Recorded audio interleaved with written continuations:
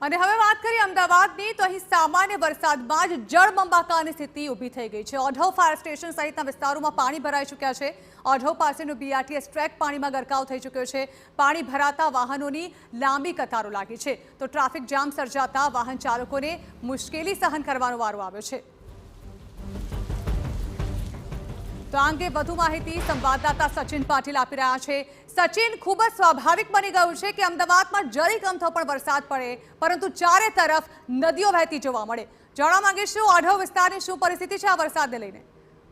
ઝરણા, ઓઢવ વિસ્તારમાં આપણે જોયું છે છેલ્લા દિવસોમાં કે એક વ્યક્તિએ પોતાનો જીવ પણ ગુમાવ્યો હતો અને ત્યારબાદ પણ જે કામગીરી ત્યાં ચાલી રહી છે અને આપણે જ્યારે ઓઢવથી એસપી રિંગ રોડ ક્રોસ કરીએ ત્યાં પણ જે કામગીરી ચાલી રહી છે એના કારણે ટ્રાફિકનું ભારણ તો ત્યાં રહે જ છે, પરંતુ વરસાદને કારણે પરિસ્થિતિ એટલી કઠિન બને છે કે લોકોને ત્યાંથી નીકળવું હોય તો કલાકોનો સમય ત્યાં નીકળી જાય છે, પછી એમ્બ્યુલન્સ ફસાય કે કોઈ પણ ફસાય। ત્યારે પરિસ્થિતિ એવી છે કે થોડાક વરસાદમાં પણ ઓઢવ વિસ્તાર જે છે એ પાણીથી તરબોળ થઈ જાય છે અને એ જ પ્રકારની પરિસ્થિતિ બીજા વિસ્તારોમાં પણ છે। સોનીની ચાલી તરફનો જે વિસ્તાર છે ત્યાં પણ પાણી ભરાવાને કારણે ટ્રાફિક જામની સમસ્યા સર્જાઈ છે અને જે ઓઢવનું ફાયર બ્રિગેડ સ્ટેશન જે છે એની આસપાસનો જે વિસ્તાર છે ત્યાં પણ જે છે એ પાણી ભરાવાની સમસ્યા રહે છે ને એના કારણે લોકોને તો તકલીફ પડે જ છે। રેસિડેન્શિયલ વિસ્તાર હોય કે પછી કોમર્શિયલ જે દુકાનો હોય એ વિસ્તાર હોય તો ત્યાં પણ લોકોને પોતાની આજીવિકા ઉપર તો અસર પડે જ છે, સાથે જ સાથે જે લોકો સોસાયટી વિસ્તારમાં રહે છે એમને સૌથી મોટી અસર પડે છે, કારણ કે બહાર નીકળી શકાતું નથી, આવી શકાતું નથી, કે પછી બાળકોને ટ્યુશન કે સ્કૂલ જવાનું હોય તો એ વખતે પણ એક મોટો પ્રશ્ન ઉભો થાય છે।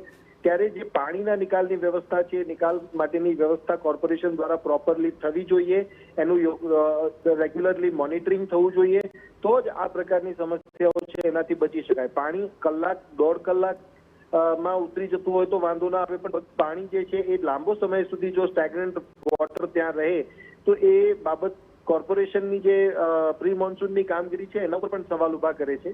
ત્યારે આ જે પરિસ્થિતિ છે, પરિસ્થિતિમાં જે ઓઢવ વિસ્તાર છે કે પૂર્વ વિસ્તારના કેટલાય વિસ્તારો એવા છે કે જે વર્ષોથી આ જ પ્રકારની સમસ્યાથી પીડિત ત્યાંના લોકો છે, પરંતુ કોર્પોરેશન એનું સમાધાન ક્યારેય લાવી શકી નથી।